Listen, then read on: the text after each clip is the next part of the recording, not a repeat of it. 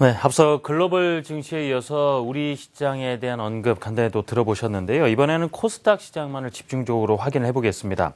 한국투자증권 이프랜드에 이어 박재영 연구원과 말씀 나누죠. 연구원님 어서 오세요. 안녕하십니까. 네.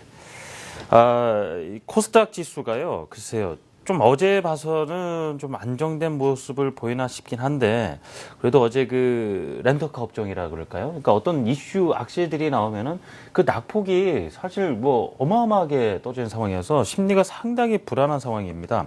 코스닥 시장 어떻게 보시는지 주요 이슈들을 한번 정리를 해주시면 좋겠는데요. 최근에 예. 뭐 코스닥 시장 굉장히 좋지 않았습니다. 예. 거래소 시장이 좀 반등을 주면서 코스닥 시장은 좀 하락을 했고요. 뭐 이렇게 정의를 해볼 수 있을 것 같습니다. 호재는 둔감하고 어허. 악재는 민감한 야. 굉장히 신경질적인 시장이다라고 좀 정의를 해볼 수 있을 것 같은데요. 11월 말에 중국이 금리 인하 발표를 했죠. 호재를 발표를 했음에도 불구하고 시장은 전혀 반응이 없었고 코스피 시장만 당일 이벤트로 뭐 화학주라든지 정유, 조선주 이런 종목들이 상승을 했습니다. 지금 뭐 11월 말 하면 뭐 대표적으로 블랙 프라이데이라든지 사이버 먼데이 이런 쇼핑 시즌 뭐 이런 효과를 좀 찾아볼 수 있어야 되는데 미국 소비 심리가 개선됐다라고 하지만 우리 시장에는 전혀 반영이 되지 않고 있고요. 그래서 호재는 전혀 움직이지 않고 있는 그런 상황을 보이고 있습니다. 하지만 뭐 최근에 유가가 급락하고 환율이 뭐 변동성을 보이면서 이런 유가라든지 환율 이런 뭐 악재에는 굉장히 신경질적인 반응을 보이고 있습니다.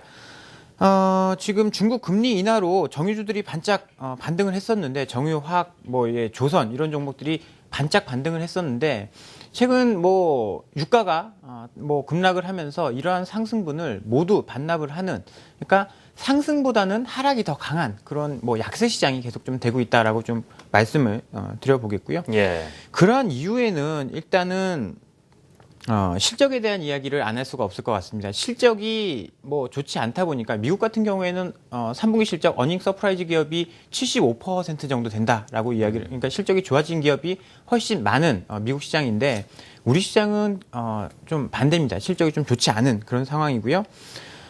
올해는 중소형주가 대박 시장이었습니다. 올해 상반기까지는 뭐 중소형 바이오 업종, 제약 업종 이런 종목들이 굉장히 실적이 좋았는데 그러면서 중소형주들이 신고가를 돌파를 했죠.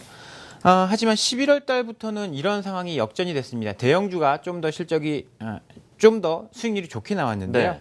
3분기 실적 발표 이후에 기관들의 코스닥 종목들 아니면 중소형 종목들의 차익 실현 매물들이 좀 나왔고요.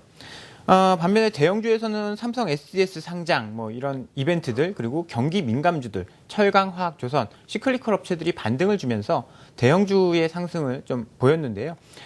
표를 하나 잠깐 보시면 지금 중소형주와 대형주의 흐름을 좀 나타낸 표입니다. 중소형주에서 대형주 수익률을 뺀 이 표인데요. 2014년 이후에는 이거는 이제 상대 강도를 의미합니다. 이 표가 우상향한다는 것은 중소형주가 대형주보다 실적이 그러니까 수익률이 좋았다라는 네. 의미가 되는데 11월부터는 이게 꺾였습니다. 그러면 코스닥 시장에서 중소형주는 굉장히 좀 안 좋은 수익률을 기록을 했다라는 이야기가 될 수 있을 건데요. 이러한 이유들은 실적을 이야기를 좀 할 수밖에 없을 것 같습니다. 3분기 이제 실적에 대한 정리가 좀 나왔거든요. 네. 코스닥 협회에서 발표를 했습니다. 지금 679개 코스닥사의 전체 매출이 90조 원으로 전년 89조 대비해서는 늘어났습니다. 하지만 영업이익은 4조 4,111억 원으로 전년은 이제 4조 8,900억 원, 전년 대비 9.8%나 감소를 했거든요. 그래서 이런 점들을 봤을 때 수익률이 좀 안 좋아졌다라는 것이 악재로 좀 작용을 한 것 같고요. IT 부품 업종은 이익이 굉장히 크게 감소를 했고요. 반면에 지금 컴퓨터 서비스 업종은 네. 소폭 증가한 실적을 좀 들 수 있을 것 같습니다. 예, 이 중소형주 그간 뭐 수익률을 차곡차곡 쌓아왔던 분들도 이번에 손실 관리하는 게 얼마나 중요한지를 많이 느끼신 분들 많았을 텐데 지금 조정을 받은 종목들도 꽤 되고 그래서 잘 골라 담고 싶은 분들 많으실 겁니다. 일단은 그 주체들의 어떤 그 수급 동향이랄까요? 어떤 종목들 많이 담았는지 이 부분도 확인해봤으면 합니다. 일단 코스닥 그나마 위안으로 삼을 수 있는 게요. 네. 외국인 수급이 아직까지는 좀 살아있다라는 점입니다. 외국인이 5일 동안 전체 171억 순매수했고요. 반면에 외국인은 180억 정도 순매도를 했습니다. 외국인의 수급이 뭐 강하진 않지만 뭐 순매수로 아직까지 유지를 해주고 있다는 점은 긍정적이고요. 외국인 수급은 MSCI 지수 편입 이후에도 다음 카카오를 지속적으로 좀 매수를 했고요. 반면에 매도한 종목은 실리콘웍스를 꽤 많이 좀 매도를 했습니다. 그리고 이제 기관의 매수를 보면 기관은 뭐 외국인이 다음 카카오를 매수를 했기 때문에 기관은 다음 카카오를 가장 좀 많이 매도를 했고요. 반면에 셀트리온, YG엔터는 매수를 하는 모습을 보여주고 있습니다.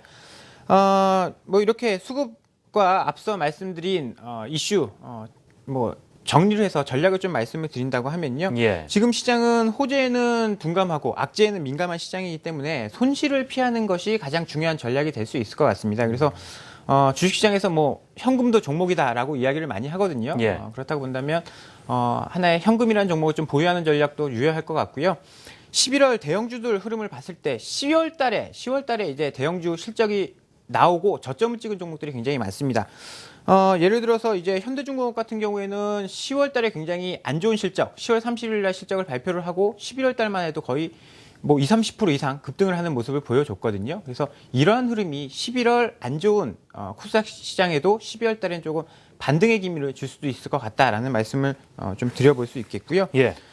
그렇다고 본다면 12월 달에는 현금을 좀 보유하면서 반등을 좀 기대하는 전략을 좀 짜보시는 게 좋을 것 같다라는 현금 보유 드리겠습니다. 전략도 중요하겠다 말씀해 주셨는데요. 구체적으로 투자 전략 어떻게 가져가면 좋을지 바로 여쭤보겠습니다.